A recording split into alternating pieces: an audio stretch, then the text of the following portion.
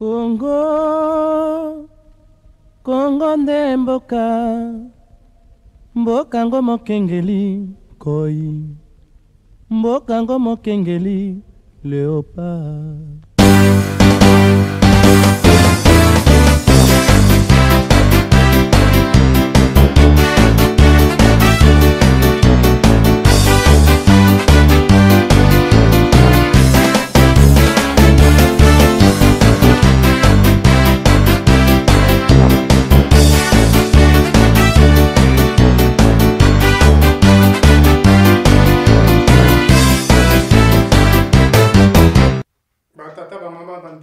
Mesdames, Mesdemoiselles, Messieurs, bonjour. Merci de nous accueillir une fois de plus chez vous en ce vendredi 18 août.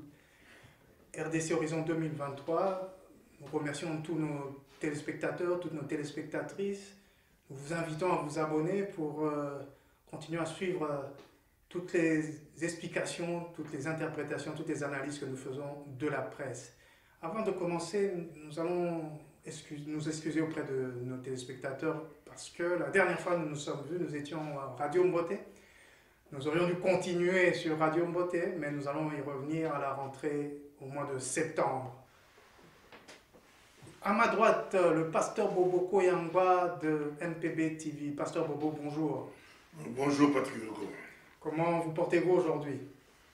Bien par la grâce de Dieu, mais nous pensons toujours à notre pays, c'est comme la diaspora juive, notre pays, la République démocratique du Congo, et nous croyons que ça va aller mieux.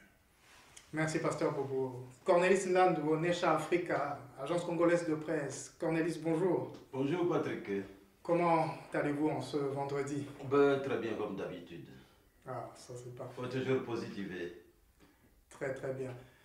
Eh bien, les thèmes de ce jour seront les 9e Jeux de la francophonie qui ont eu lieu à Kinshasa avec un très grand succès, le cycle électoral et son état d'avancement, l'état de siège est enfin la levée, et puis la question du Niger, le coup d'État qui a de nouveau impacté la région du Sahel. Alors, Pasteur Bobo, je vais vous passer la parole pour les quelques points d'actualité que vous pouvez partager avec nous, mais à tous nos téléspectateurs et toutes nos téléspectatrices, n'oubliez pas de liker et de vous abonner afin que nous puissions aller de l'avant. Pasteur Bobo. Oui, merci beaucoup Patrick Hugo. Nous savons que de plus en plus Horizon 2023, ça fait du succès. On en parle partout, on est interpellé par-ci par-là. On ne parle que des Horizons 2023, c'est rare de voir des émissions où des journalistes font des analyses sur l'actualité et de manière vraiment correcte. Moi, j'ai 2 ou 3 points. Rapidement, le premier point, c'est par rapport à Corneille Nangaa, qu'on connaît. Ancien président de la CENI. Ancien président de la CENI qui a dirigé des élections où jusqu'à aujourd'hui, on ne sait pas, il a proclamé les vainqueurs, mais il n'a jamais expliqué qui a fait quoi, et ça pose problème au niveau, bien qu'il déclarait que la loi ne l'obligeait pas de publier les résultats, mais qui sort, il rate sa sortie pour aller presque appuyer Kagame. De quelle manière? Il déclare que dans la garde républicaine, la sécurité du président Tshisekedi, de sa famille, des institutions, on trouve des FDLR. Or, Kagame, partout où il passe, il justifie la présence du M23 au Congo parce qu'il y a des FDLR, que le Congo soutient le FDLR. Les Congos niés, les Congos réfugiés, cela, c'était absurde. Mais aujourd'hui, un leader politique, candidat à la présidentielle, qui sort pour dire ça, je trouve que c'est pas sérieux. Pour un pays, c'est pas sérieux. Donc c'est quelque chose qui vous a vraiment marqué? Non, pas moi, mais il faut faire la part des choses entre le combat politique et comment défendre votre pays, comment défendre votre nation. Imaginez un peu au Rwanda, l'inverse. Il faut aimer le pays. On doit apprendre aux Congolais ou à tous ceux qui aspirent à devenir leader, président qui a aimé l'amour de la patrie. Le patriotisme. Le patriotisme. Et deuxième point, je vais d'apprendre l'arrestation depuis Tchatcheni. Un de vos confrères journalistes. Oui, oui. Bon, j'ai posé des questions. Pourquoi ça fait un peu trop d'arrestations. On aimerait bien savoir. Bon, on peut aussi nous rétorquer que, oui, la loi est là, on ne peut pas laisser les gens parce qu'on avait arrêté 10 personnes et que les 11e personne vient faire une bêtise, on peut le laisser. Mais on aimerait bien qu'on puisse nous éclairer clairement pourquoi il a été arrêté, pourquoi ça va aider beaucoup plus. Sinon, ça risque de faire beaucoup de bruit. Eh oui, la presse est un quatrième pouvoir, il faudrait laisser ce pouvoir fonctionner. Cornelis Landou, quelques points d'actualité à partager avec nous avant que nous plongions dans les thèmes de ce jour. Oui, merci bien Patrick Yogo. J'ai 2 points d'actualité, mais je voudrais quand même rebondir un peu sur ce que Pasteur Bobo venait de dire au sujet de Mukwege au sujet de Corneille Nangaa, excusez-moi, oui, oui. Pour rappeler, comme j'ai toujours dit, qu'un homme politique, c'est pas parce qu'il devient homme politique, il devient l'homme le plus intelligent du monde. Un homme politique doit nécessairement avoir un conseiller en communication. Parce que c'est cette personne qui est habilitée à le conseiller dans la manière de communiquer, dans la façon, dans l'orientation, et ainsi de suite.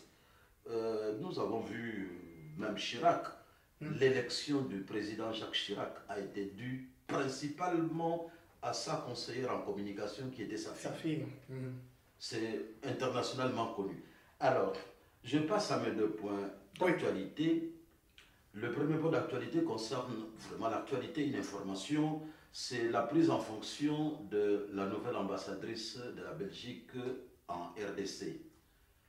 Nouvelle ambassadrice, et je souligne aussi que c'est la première fois depuis l'indépendance en 1960 que la Belgique envoie une dame à la tête de sa mission diplomatique à Kinshasa.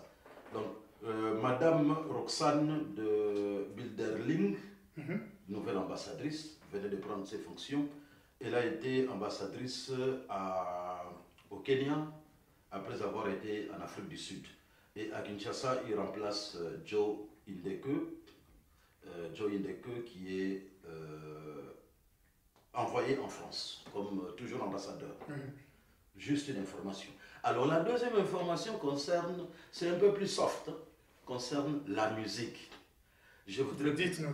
Oui, je voudrais parler de cette épidémie qui a gagné nos musiciens.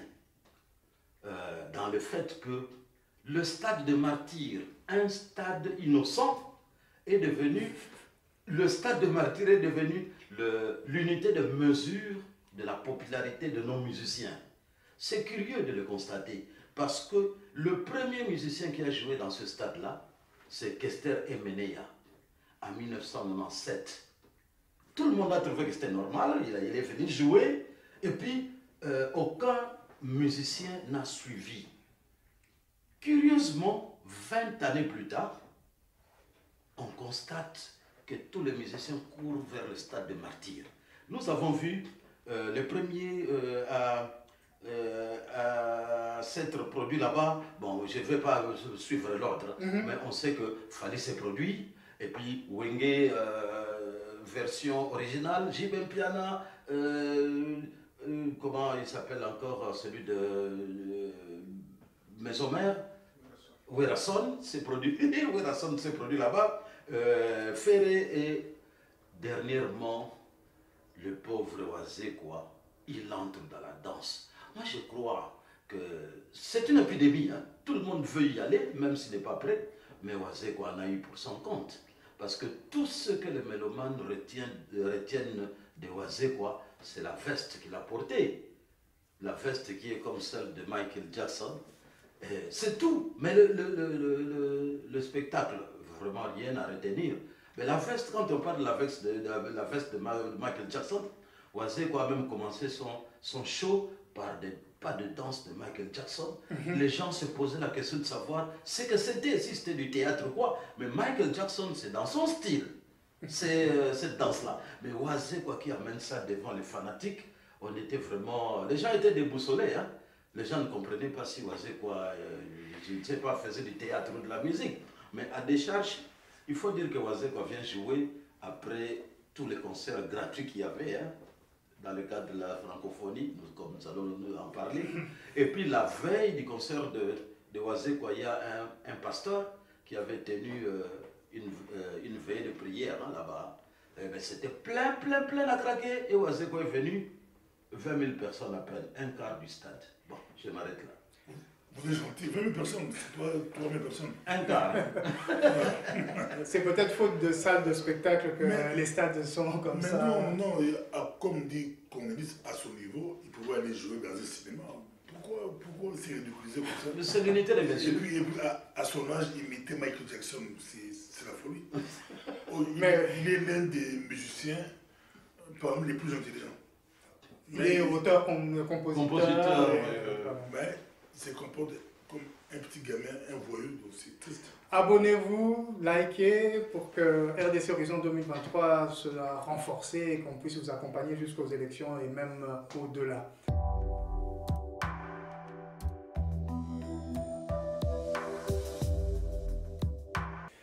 Le premier point de ce jour concerne les Jeux de la francophonie qui ont eu lieu à Kinshasa, comme chacun le sait, du 28 juillet au 6 août.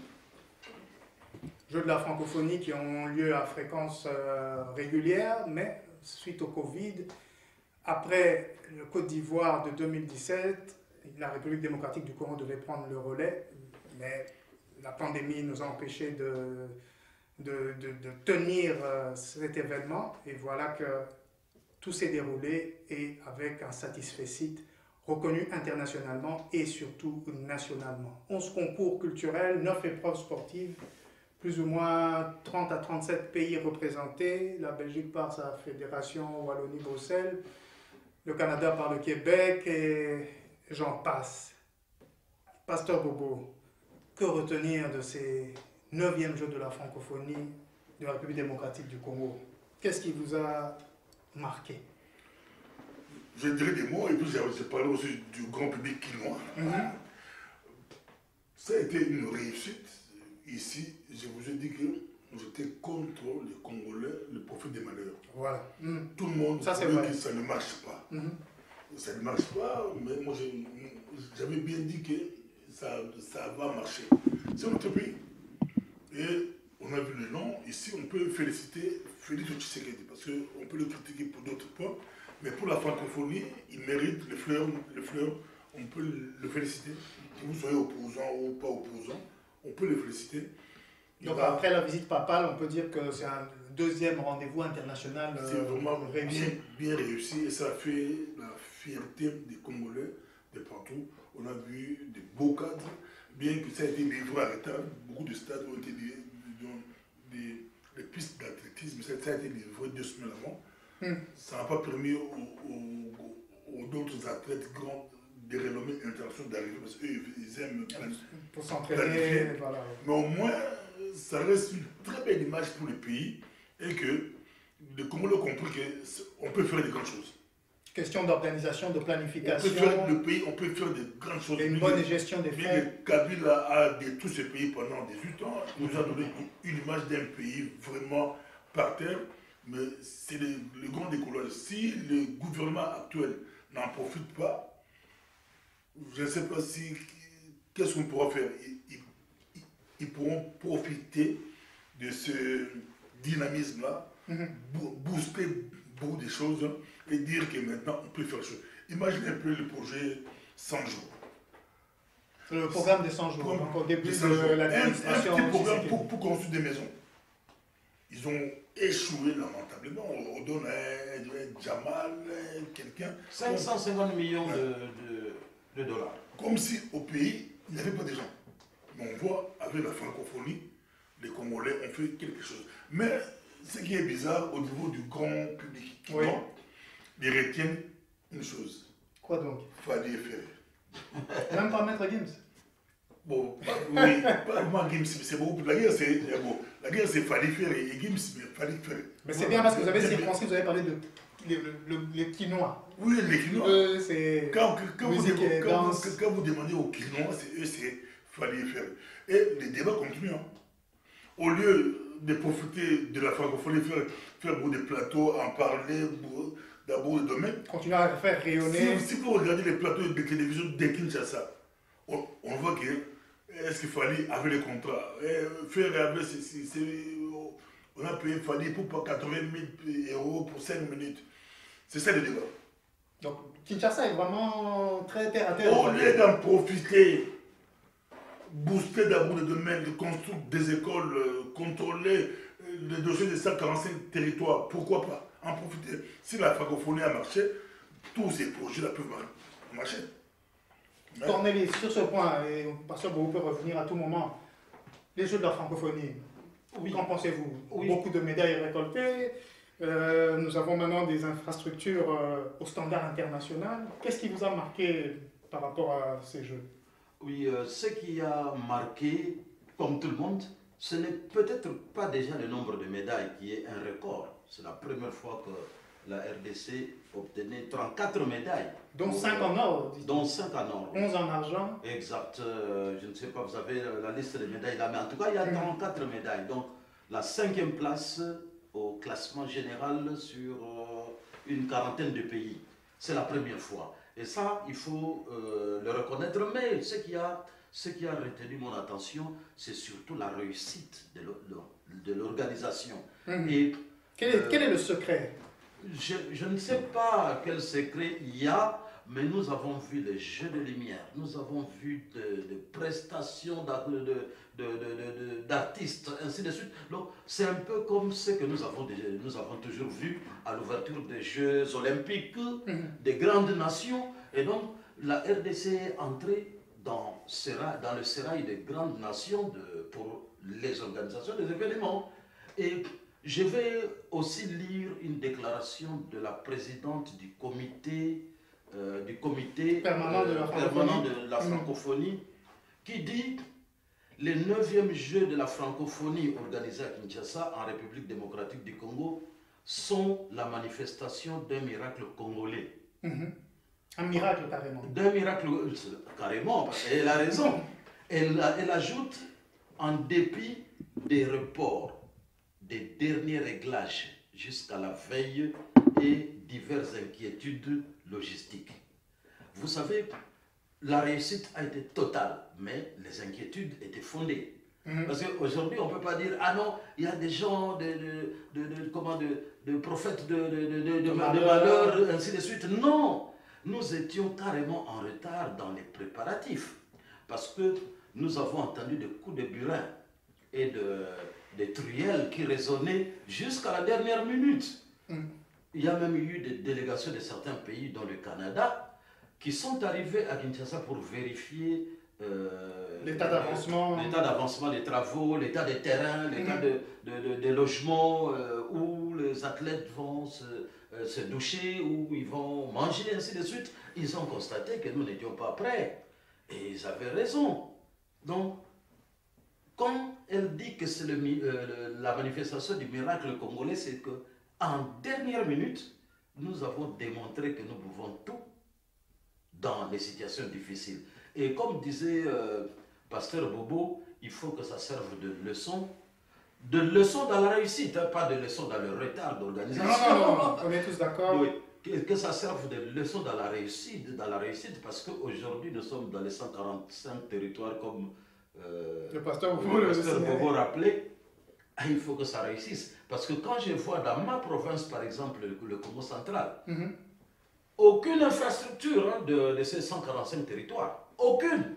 C'est comme si le gouverneur, il s'appelle encore Bandou, il dormait.